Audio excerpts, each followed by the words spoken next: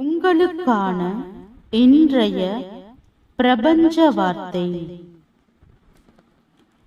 ஒரு ஜீவனற்ற கட்டடம் அமைப்பதற்கு நாம் மிக உயர்ந்த திட்டங்கள் போடுவதை ஒரு முக்கியமான அடிப்படையாக கருதுகிறோம்.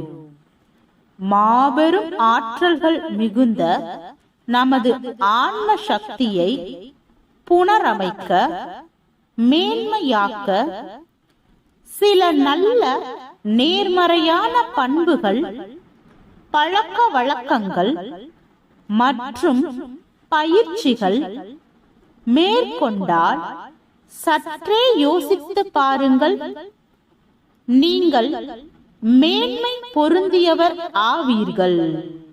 வாழ்க வளமுடன்.